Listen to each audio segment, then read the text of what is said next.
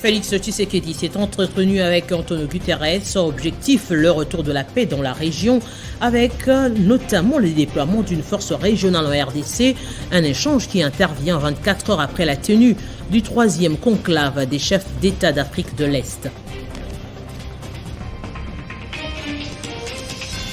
Le respect de l'intangibilité des frontières de la RDC, comme la RDC se comporte vis-à-vis de tous les voisins, le retrait sans délai et sans condition des troupes rwandaises et leurs alliés du sol congolais, Christophe Mbosso Kodia sollicite auprès de ses pairs africains un plaidoyer. Les festivités marquant l'indépendance de la RDC seront célébrées avec les reliques de Lumumba. 2 jours après la restitution par la Belgique, la dent de Lumumba est arrivée ce mercredi à Kinshasa.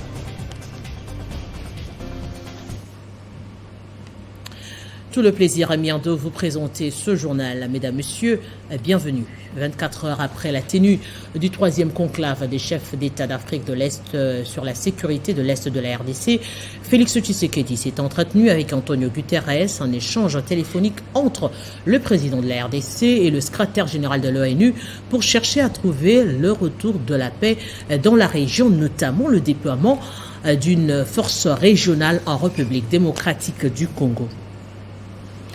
Force régionale, justement, Délice Sanga exige la publication des engagements pris par Félix Tshisekedi à Nairobi. L'élu de Luiza et leader du parti politique Envol estime que ce deal soulève plus des questions qu'il en résout, notamment la question du format de cette force et la répartition des contingents par pays membres de l'EAC. Dans l'actualité, on parle de l'agression de la RDC par le Rwanda. Le président de l'Assemblée nationale en plaidoyer auprès de ses pairs africains. Hier, en visioconférence, Christophe Mbosso a demandé leur implication pour obtenir la condamnation sans équivoque de l'agression de la RDC par le Rwanda, le respect de l'intangibilité des frontières de la RDC, comme la RDC se comporte vis-à-vis de tous ses voisins, le retrait sans délai et sans condition des troupes rwandaises et leurs alliés sur le sol congolais. Ce colloque a regroupé tous les présidents des assemblées nationales de l'Afrique australe. Ces assises ont permis à Christophe Mbosso de mener un plaidoyer visant à obtenir la condamnation du Rwanda pour son occupation d'une partie du territoire congolais, sous le label du M23. Discours qui a porté parce que le président du Parlement sud-africain a condamné vigoureusement l'agression d'un État africain par un État et clairement indiqué que le M23 est parrainé par les puissances de la région des Grands Lacs. Aussi appelle-t-elle à la réactivation de la brigade spéciale d'intervention créée en 2013 par le chef d'État et des gouvernements. Le président de l'Assemblée nationale, Christophe Mbosso, a tenu une grande réunion. L'intangibilité des frontières de la RDC soit respectée comme la RDC se comporte vis-à-vis de tous ses voisins. Le retrait sans délai et sans condition des troupes rwandaises et leurs alliés du sol congolais. Pour Christophe Mbosso Kodia, les différentes agressions de la RDC par le Rwanda violent impunément tous les traités internationaux et régionaux. Réactiver la brigade spéciale d'intervention. De son côté, Mosiviwe Mapisa, speaker de l'Assemblée nationale de l'Afrique du Sud, pour lui, il est temps de réactiver la brigade d'intervention créée en 2013 par le chef d'État et de gouvernement. Le chef d'État et de gouvernement avait estimé qu'il y avait un besoin de faire intervenir une équipe plus solide pour repousser les rebelles du M23. Cette force était composée de la République centrafricaine, du Malawi, de la Tanzanie, basée dans l'est de la RDC avec comme mission de neutraliser le M23. Ces rebelles neutralisés en 2013 reviennent en force parce que parrainés par les États voisins, à savoir le Rwanda. Le Rwanda agresse la République démocratique du Congo aux côtés du M23. Le gouvernement soutient cette hypothèse au regard des preuves matérielles soutenues. C'est Patrick Mouyaya, ministre de la Communication et Médias, porte-parole du gouvernement, qui l'a dit sur les antennes de RFI au cours de l'émission Appel sur l'actualité de Juan Gomez, dont nous vous proposons un extrait. Des soldats rwandais, tout le monde a vu les 2 militaires de forces spéciales rwandaises qui ont été arrêtés en République démocratique du Congo. Vous les avez vus avec leur tenue ainsi que leurs munitions. Et puisqu'il existe un mécanisme conjoint de vérification, à travers ces mécanismes, ces militaires ont toute liberté interrogés. Ils ont dit qu'ils étaient en opération spéciale en République démocratique du Congo. Ils devaient attaquer le camp militaire de Rumangabo. Ils ont été défaits dans leur tentative par nos forces armées et ils se sont perdus 25 kilomètres loin de la frontière. Et vous avez vu que le Rwanda a dans un communiqué reconnu que c'était ses militaires. Et le président Tshisekedi, après avoir rencontré le président Lorenzo de l'Angola, oui, a pris la décision de rendre ses militaires bien au-delà de ce qui est apparu comme nez sur le visage, parce que c'est imparable. Vous savez tous que nous ne sommes pas belliqueux pour traverser la frontière et aller prendre les militaires rwandais, mais il existe aujourd'hui des images, des drones, et je souhaiterais vivement que la MONUSCO sorte de son silence et de son administration pour qu'elle soit en mesure de dire comment, et cela sera en mémoire aussi de 8 casques bleus qui ont été tués parce que leur hélicoptère a été bombardé par la M23. Au moment où je vous parle, il y a 2 jours, la MONUSCO, les casques bleus de la MONUSCO ont encore essuyé des obus et ils disent que le matériel utilisé par la M23, qui, je dois le rappeler, est un mouvement défait depuis 2013 et désarmé, est un matériel sophistiqué, des matériels de vision nocturne. C'est-à-dire que le M23, en tant que mouvement rebelle, ne peut pas disposer d'un tel arsenal sans l'appui d'un pays. C'est tellement évident. C'est tellement évident que cela apparaît comme nez sur le visage et qu'aujourd'hui on ne peut plus continuer à nous mentir parce que il y a quelques années, c'était la même rhétorique. C'est pas nous, mais après quand on regarde sur le terrain, les faits attestent du contraire et tout le monde le sait. Et la MONUSCO, j'espère qu'elle pourra s'exprimer de manière claire à ces sujets pour que tout le monde puisse en être édifié. Je le disais en titre, 61 ans après sa mort, le corps de Patrice Emery Lumumba est arrivé ce mercredi à Kinshasa, un retour 2 jours après la restitution par la Belgique à la RDC d'une dent du premier ministre du Congo, seul reste de la dépouille du héros national de la RDC. La prochaine destination, la province de Sankuru, terre natale de Patrice Emery Lumumba. Honneur militaire au décollage à Bruxelles, honneur militaire à l'atterrissage à Kinshasa. Au petit matin, alors que le soleil vient tout juste de s'élever sur la capitale congolaise, l'avion transportant la dépouille de Patrice Emery Lumumba aux couleurs de l'ancien premier ministre s'est posé dans la capitale. Un moment de motion intense pour les membres de la délégation qui accompagnent le cercueil. Dans les vols partis mardi soir de Belgique et de l'aéroport militaire de Melsbrook, il y avait la famille, une partie de l'exécutif, dont le Premier ministre Jean-Michel Sama Lukonde, des militants de la première heure et des journalistes. En tout, une centaine de personnes qui ont assisté à l'ensemble des commémorations en Belgique. Une commémoration qui intervient 2 jours après la restitution par la Belgique à la RDC d'une dent, seul reste de la dépouille du héros de l'indépendance du Congo. Et cette première étape signe le retour définitif du héros national en terre congolaise après 61 ans d'attente. Une partie de la délégation doit ensuite prendre le chemin d'Onaloa, le village natal de Patrice Lumumba dans les Sankuru, une ville rebaptisée il y a peu Lumumba-ville. Au programme, 3 jours de recueillement en famille. Le cortège mettra ensuite le cap au nord, direction Kisangani, où est né l'engagement politique de Patrice Emery Lumumba avant de rejoindre Lubumbashi dans les Haut-Katanga. Le cercueil du premier ministre congolais sera alors conduit à Chilatembo, où il a été exécuté le 17 janvier 1961 avec 2 compagnons d'infortune. Enfin, ce sera le retour à Kinshasa pour les 3 jours de deuil national et la cérémonie en présence d'officiels nationaux et internationaux. Situation sécuritaire au Nord Kivu, les ADF ont mené 2 attaques hier en territoire de Béni. La première a visé des véhicules sur l'axe Béni-Kassindi vers 16h heure locale où 3 véhicules ont été incendiés. Et la seconde, c'est celle qui a été signalée à Oicha, chef-lieu du territoire de Béni. Nous sommes justement en ligne avec Nicolas Kikoulou, autorité administrative d'Oicha. Bonjour. Qu'est-ce qui s'est réellement passé ? Oui, j'étais en train de dire que c'était vers 22h que nous avons attendu le crépitement des balles. Et là, c'était au quartier Mabassel et de la commune de Ouicha. Et on a compris qu'il y avait incursion. Et malheureusement, dans cet incident-là, nous avons perdu des personnes. Donc, il y a eu perte de vies humaines. 4 personnes au Pérou. Je parle d'un enfant d'au moins 2 semaines qui a été abandonné par ses parents lors de la fuite et la maison qui était incendiée par les assaillants. Nous avons retrouvé cet enfant complètement calciné dans cette maison-là.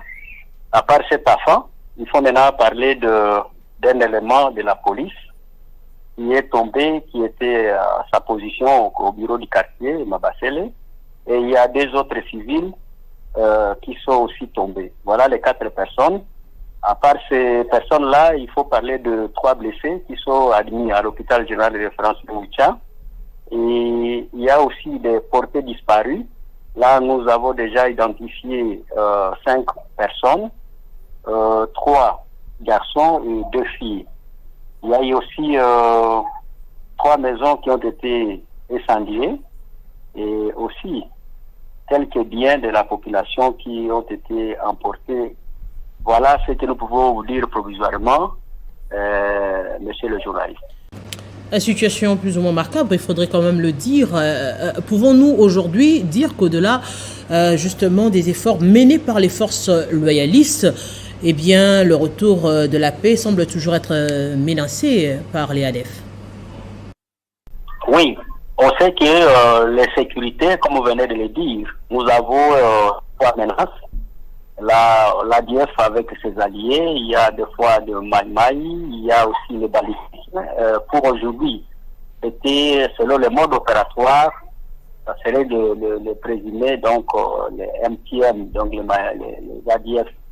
Et c'est vrai, c'est une nébuleuse. On ne sait pas localiser ces assaillants. Des fois, on entend parler de leur présence dans un village, le lendemain c'est un autre endroit. Ils sont donc très très mobiles. C'est vrai, l'armée fait ce qu'elle peut faire. C'est que nous sommes en train de voir.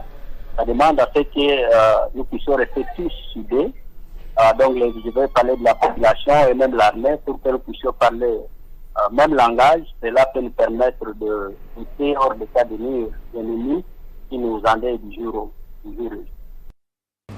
Monsieur Nicolas Kambale, grand merci. Direction l'Équateur où la RVA Mbandaka équipée d'outils de travail avec le système de balisage et de métrologie grâce au plaidoyer mené par le gouverneur Bobo Bouloko. La volonté politique manifestement exprimée par le chef de l'État, président de la République et son Excellence Tshisekedi Tshilombo ne cesse de produire de bons fruits en faveur de la province de l'Équateur à travers les plaidoyers menés par Bouloko Boulumbu Bobo, gouverneur de province. Le tout récent fruit est la restauration du système de balisage et de météo à l'aéroport national de Mbandaka, dotation du gouvernement central à la RVA Mbandaka, ce qui fait que désormais les avions peuvent aisément atterrir la nuit dans cette frontière artificielle de la République. Coup de chapeau au gouverneur Bobo Bouloko Boulumbu pour les multiples réalisations placées dans son actif et surtout son sens élevé de management. En dehors de la République, l'émotion est encore grande au Mali après le massacre djihadiste qui a coûté la vie à 132 personnes dans le centre du pays le week-end dernier. Hier, les populations locales ont manifesté pour réclamer la protection de l'État. Les détails avec Christian Kalonji. Le Mali a connu au cours du week-end un de ses pires carnages des civils qui est aussi la dernière tuerie en date d'une série en cours à travers le Sahel. Selon le gouvernement, 132 civils ont été tués à Dialassagou et dans 2 localités environnantes à quelques dizaines des kilomètres de Bankas par des hommes de la Katiba Massina, le groupe du prédicateur Peul Amadou Koufa affilié à Al-Qaïda.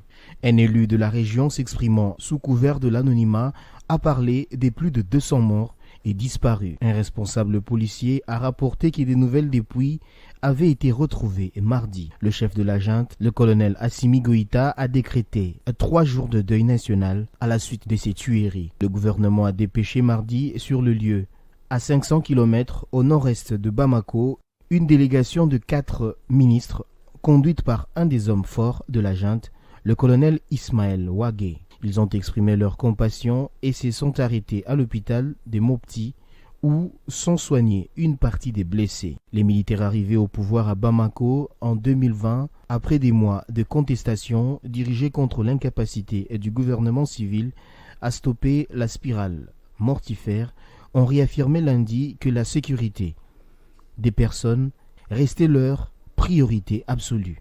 Mais cela n'a pas suffi aux populations de Bankas, chef-lieu du secteur. Des dizaines de Maliens ont manifesté mardi à Bankas, dans le centre du pays, pour réclamer la protection de l'État après le massacre attribué à des djihadistes d'au moins 132 civils et peut-être bien plus dans des villages voisins.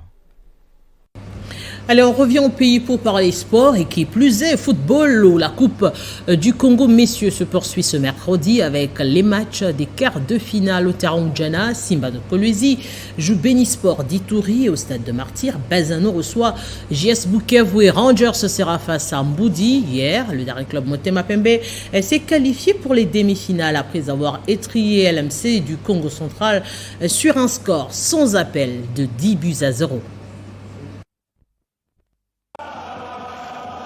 Pointé comme favori naturel de la compétition, le Daring Club Motema Pembe n'est fait que confirmer son statut.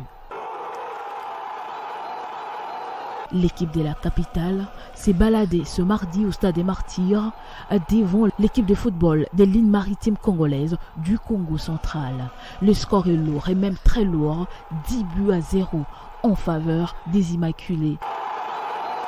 Au royaume des buteurs, Katika Toulondi qui inscrit un triplé au 6e, au 19e et 30e minute. Mais avant, c'était William Likota qui allumait la première mèche matinalement à la 3e minute.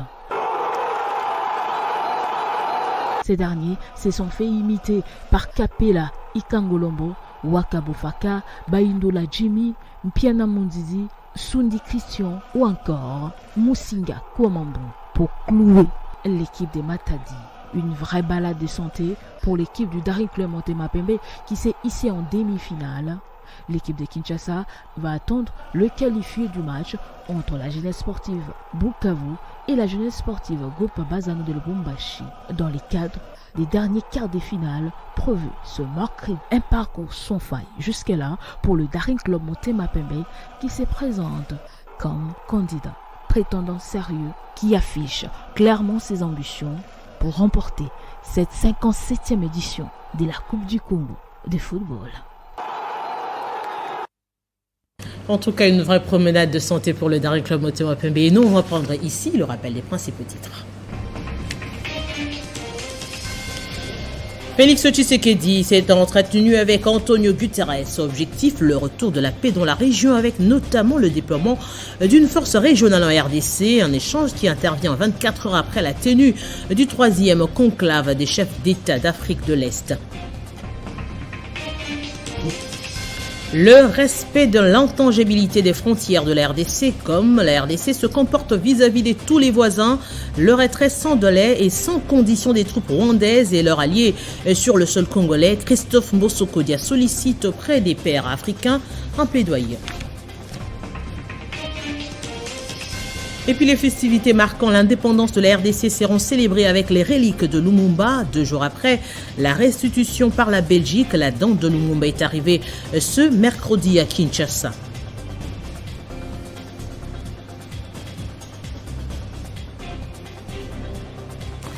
Eh bien, cette édition du journal est complètement terminée. Merci de nous avoir suivis à Londres et partout dans le monde. Restez informés sur Télé 50, simplement congolais.